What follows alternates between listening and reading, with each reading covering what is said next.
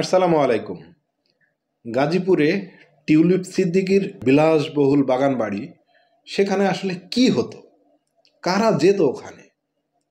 আমার তো মনে হচ্ছে সেখানে জমকালো পার্টি হতো, এইসব চলতো। হ্যাঁ, তারপরে ডিস্কো, এইসবই মনে হইতো এই বাগান বাড়িতে।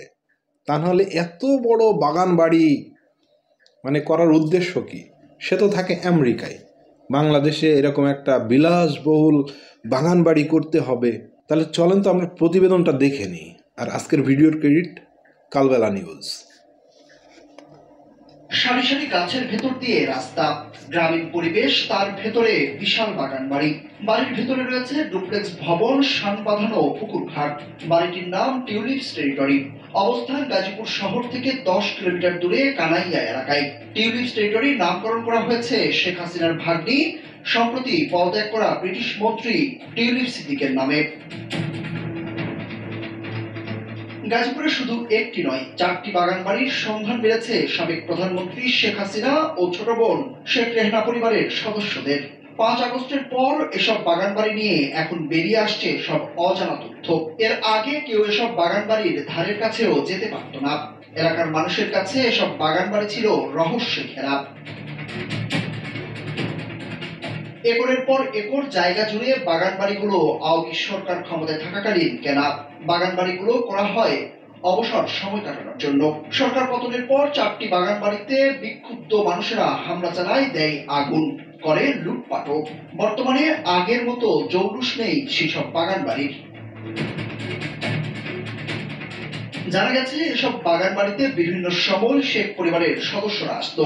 যে তালিকায় শেখ হাসিনা, শেখ রেহনা, তার ছেলে ববি, মেয়ে টিউলিপও ছিলেন।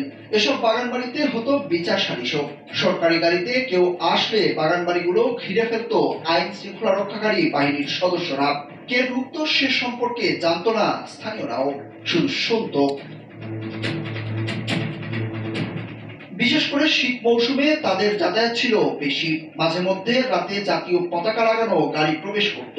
তখন বাংলোর চারপাশে আইন শৃঙ্খলা বাহিনীর কঠোর নজরদারি থাকতো।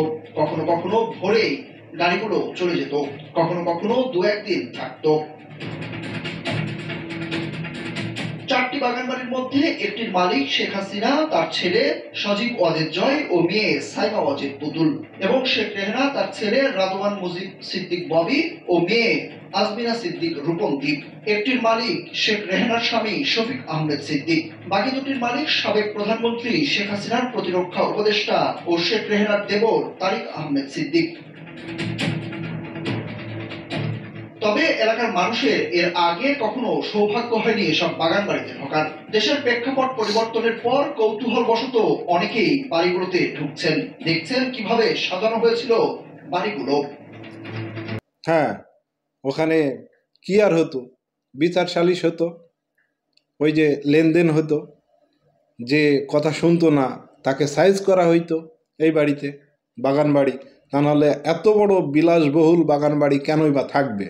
যে যখন সুযোগ পায় আর কি, ক্ষমতায় আসে লুটপাট করার জন্য।